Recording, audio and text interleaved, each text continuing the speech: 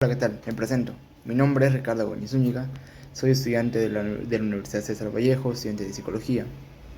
Y lo cual, como ya vieron al principio de este video, vamos a hablar acerca de dos temas muy importantes que son un trastorno, ¿no? de la comunicación y del lenguaje debido a las lesiones en el cerebro. Estos trastornos son las afasias y las apraxias. Bueno, ah, y en este video vamos a hablar acerca de su concepto de cada uno de ellos muy detalladamente. Cada uno tiene su concepto. Y también vamos a hablar sobre los tipos de afasias y apraxias que estos trastornos tienen. Y espero que este video sea muy útil para ustedes y que también sea de su agrado. Ok, ahora sí empecemos. En este video vamos a hablar acerca de lo qué es afasia y apraxia. A lo largo de esta información vamos a hablar acerca de su concepto de cada uno de ellos y sus tipos. Pero en primer lugar debemos comprender lo básico, ¿no? Por eso es que me planteo la siguiente pregunta de qué es el lenguaje y qué estudia la psicolingüística. De cada uno de ellos vamos a sacar una pequeña información para que para, para a lo largo de este video comprender, ¿no? Como lo dije, que debemos comprender en primer lugar lo básico para comprender ya todo lo que es afasia y aprasia. Ok, definamos lo que es el lenguaje. El lenguaje nos dice que es una herramienta que permite expresar nuestras emociones, nuestros sentimientos, nuestras ideas y sentimientos. Y eso lo experimenta cada persona. Los estudios nos mencionan que ha sido realizado por muchos campos académicos, incluyendo también la psicología del lenguaje y la psicolingüística. Es por eso que le preguntamos, ¿no? Nos preguntamos, ¿qué es la psicolingüística? ¿Qué estudia? ¿Qué hace? Nos menciona que la psicolingüística es el área de la psicología que se enfoca en comprender eh, cómo usan las personas el lenguaje. Y eso también está incluido en cómo lo comprenden, cómo lo crean, cómo lo adquieren ese lenguaje y también cómo lo pierden. Por eso ahí entra a tallar la psicolingüística en el trastorno, porque afasia es un trastorno y apraxia es un trastorno, que eso dificulta el lenguaje. Además también destaca otros procesos cognitivos que intervienen en el pensamiento, en el procesamiento de la información. Como ya estaba mencionado antes, y no es malo mencionarlo, ¿no? Que estas dos trastornos, que la afasia y apraxia, son trastornos que afectan a la comunicación y el lenguaje, causadas por lesiones en el cerebro. Y estas dos trastornos nos mencionan que tienen unos síntomas muy similares. Una vez ya aprendido lo que es el lenguaje y la psicolingüística, hemos aprendido lo básico, ¿ya? Y ahora lo que nos toca aprender y sacar el concepto de cada uno es la afasia y la apraxia. Y ya, más adelante también veremos sus tipos. Para empezar, nos menciona que la afasia es un trastorno del lenguaje que se produce como resultado de una lesión en las áreas del cerebro, los cuales son responsables en el procesamiento del lenguaje. Todo el cerebro es el responsable para nosotros cómo nos comunicamos. La afasia puede afectar a la expresión y a la comprensión del lenguaje, hablado o escrito, ya sea también en lectura y escritura. Nos mencionan también que las personas con afasia pueden tener dificultades para encontrar las palabras adecuadas para formar oraciones coherentes, y también les cuesta entender lo que se les dice. O sea, nos ponemos un ejemplo. Una persona con afasia a veces quiere decir sus ideas, pero no sabe cómo ordenarlas. O sea, dice, sus oraciones son desordenadas, ¿no? Y también nos menciona que no pueden entender lo que nosotros le decimos. Les pongo un ejemplo. Un ejemplo puede ser que, por ejemplo, yo le pregunto a una persona que tiene ese trastorno que es la afasia, le pregunto, ¿qué día es hoy? Y él me responde, no sé, a ver, estoy cocinando, por ejemplo. Es el trastorno de la afasia, que no permite entender lo que nosotros le decimos.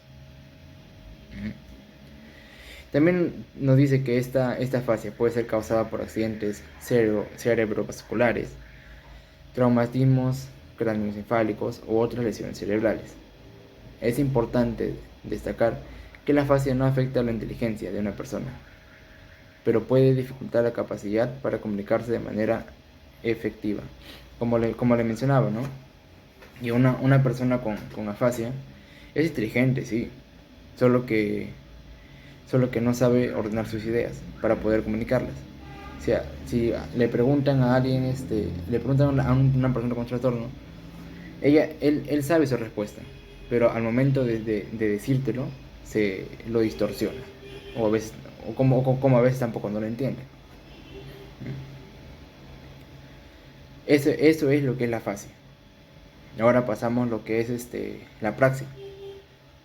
La praxia es un trastorno motor que afecta la capacidad de una persona para realizar movimientos voluntarios y coordinados. En lo que es con lo que corresponde a la afasia es el lenguaje, y en cambio la praxia es motor, pero todo va con el cerebro. Se produce debido a una lesión en el cerebro, como le dije, todo es entre afasia y apraxia es el cerebro, que interfiere con la planificación y ejecución de movimientos.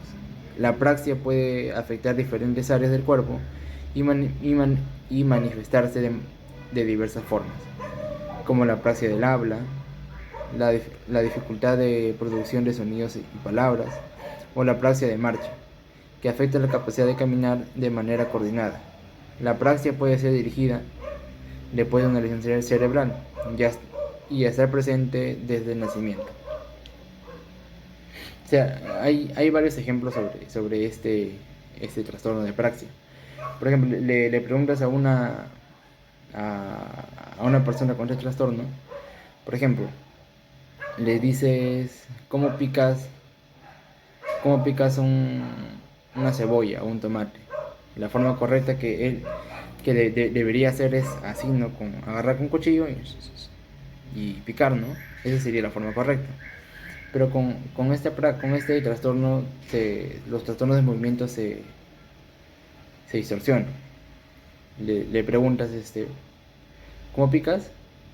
Y la persona con este trastorno no sabe cómo hacer ese movimiento, así que te puede decir de otra manera cómo hacer este movimiento, como tuviera tomando una sopa. Eso es lo que significa, eso es lo que es, ¿no? La afasia y la apraxia. De ahí más adelante veremos qué más sigue. En ambas condiciones, como la apraxia y afasia, pueden tener un impacto significativo para la vida diaria de las personas que la padecen, como este trastorno. En realidad es muy difícil para las personas que sufren este trastorno. No les permite tener un lenguaje correcto, no pueden comunicarse con las demás personas, se les resulta muy difícil. Es por eso que siempre hay una solución para todo, ¿no? Hasta para ese trastorno. No dice acá, sin embargo, con el apoyo adecuado, con una buena terapia y ocupacional, es posible mejorar estas habilidades de comunicación y puedan tener una calidad de vida a esas personas que sufren de ese trastorno. Es importante también buscar evaluación y tratamiento por parte de las personas de la salud, ¿no? Como hay psicólogos especializados en ese área de afasia y apraxia, para que puedan tener un mejor resultado posible. Muy bien, ahora que ya comprendimos qué es la afasia y la apraxia, ahora vamos a pasar los tipos de cada uno que tiene, de afasia y apraxia. En los tipos de afasia tenemos 8, que lo vamos a mencionar uno por uno. Uno, tenemos a la afasia global, que nos dice que posee las deficiencias más graves del lenguaje. O sea que en esta afasia la persona que sufre de este trastorno es la más grave. Por lo general, las personas solo pueden hablar unas pocas palabras y su comprensión también es muy limitada. También tienen pocas habilidades de imitación y no leen ni escriben. En esta parte de la afasia, la persona con este trastorno tiene un vocabulario un poco reducido. No tiene varias palabras para hablar. y su comprensión también es muy limitada, o sea que lo que le vamos a decir no lo va a entender. En la fase transcortical mixta dice que es muy parecida a la fase global, pero con la diferencia que la repetición queda preservada. Las personas con este tipo de trastorno pueden repetir oraciones largas con relativa facilidad, pero no son conscientes de lo que están diciendo.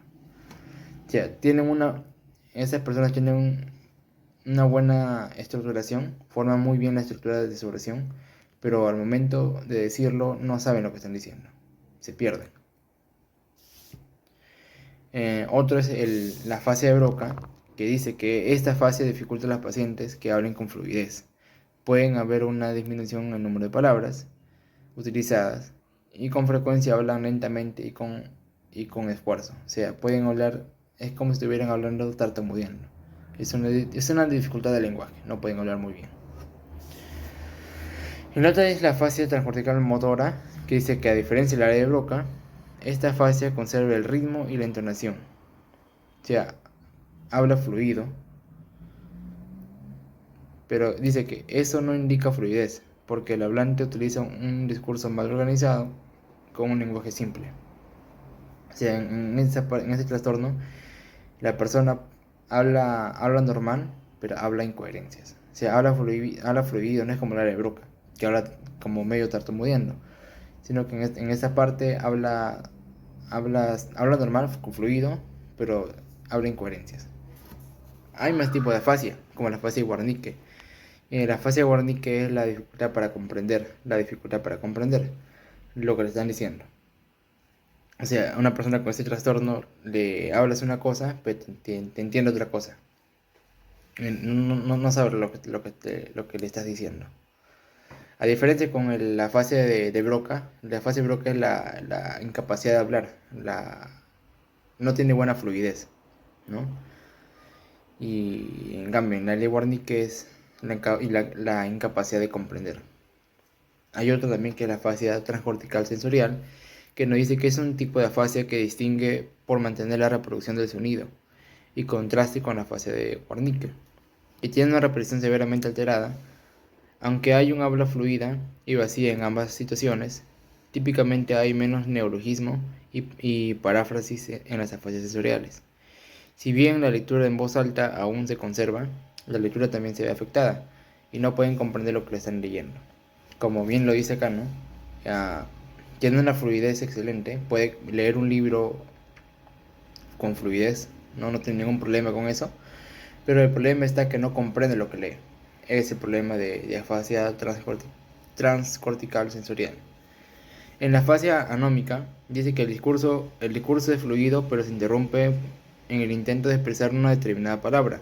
Por este motivo los afectados dan rodeos para explicar lo que quieren decir, a menos que el sustantivo se aísle verbalmente o por escrito se mantiene la comprensión. Al leer o repetir no cometen errores. O sea, en esta parte de la fase anómica también pueden leer fluido, pues, ¿no? Pero al, al querer dar sus ideas, ¿no? De lo que le han leído, no lo pueden ordenar bien y se le dificulta ordenar sus palabras. Ahora sí, para finalizar vamos a definir qué es una praxia. Es una dificultad para hacer movimientos coordinados, incluso cuando la persona tenga las intenciones o la destreza de hacerlos. La praxia, como nos menciona, dice que aparece como resultado de lesiones o daños cerebrales. El cerebro no puede generar ni enviar instrucciones de movimientos correctos al cuerpo. Uno de los tipos de apraxia afecta la dicción. El cerebro no puede controlar lo que son los movimientos de los labios, de la mandíbula ni de la lengua. Apraxia hay 4 tipos. Los tipos son la ideatoria, idiomotora, la de vestido y la de construcción.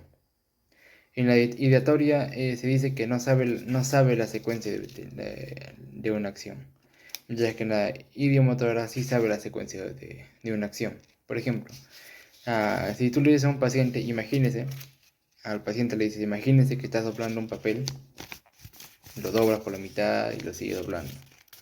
Lo cual ese paciente no lo podrá hacer porque no sabe planearlo. No, no sabe construir las acciones del movimiento. Por eso que no puede hacer esos movimientos de doblar una hoja. En cambio, la idiomotora el, el paciente o la persona con ese trastorno sí sabe cómo doblar una hoja, lo sabe, pero al momento de realizar esa acción, no sabe, se queda así quieto, no sabe qué hacer.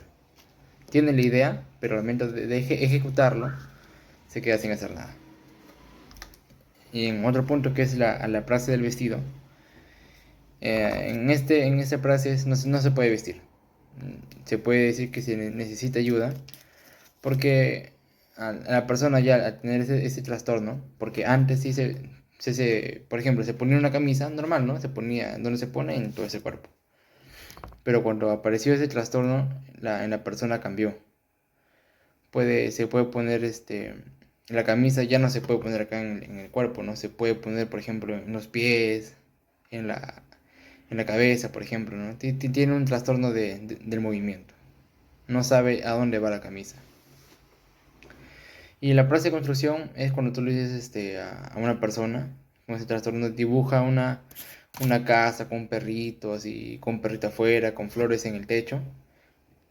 Al no saber construir esa acción, puede dibujar un mamarracho, pero no va a saber organizarlo bien para dibujar lo que le han pedido.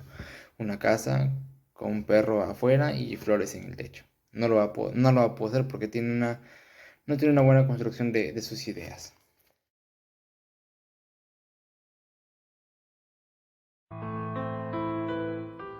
Bueno, Ana trabajaba como diseñadora de interiores antes de sufrir una lesión en el parietal izquierdo. Su lenguaje va desde el silencio casi total hasta un habla pausada. Quiero que me digas cosas y quiero que te esfuerces, ¿eh? ¿Vale? ¿Qué es esto?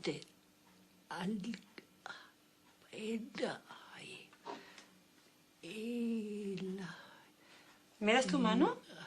Vale, mira.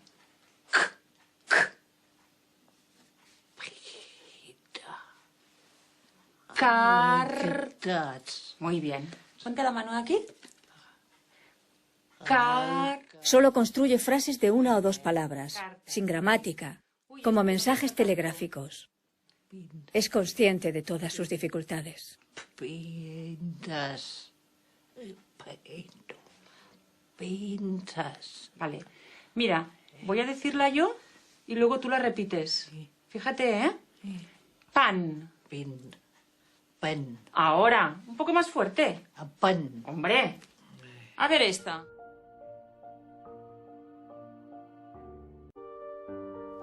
Quiero que use su mano derecha y me muestre cómo soplaría un fósforo.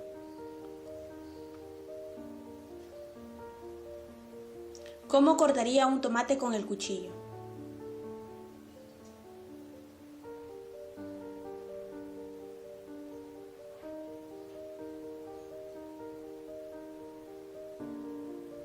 Solo quiero que lo haga con la mano derecha. ¿Cómo se lavaría los dientes?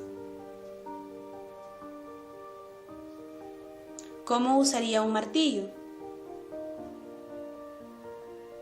¿Cómo marca el teléfono? ¿Cómo escribe con un esfero?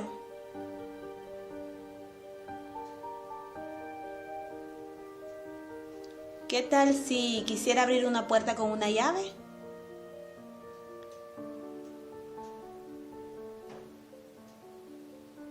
Abrir una puerta con una llave.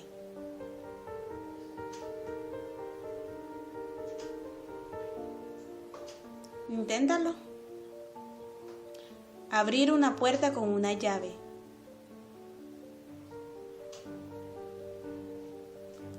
Usa tu mano derecha para decir adiós.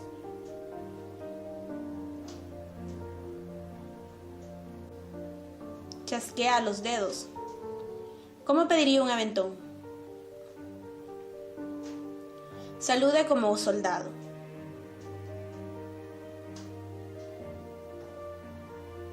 ¿Cómo haría para decirle al tráfico que se detenga?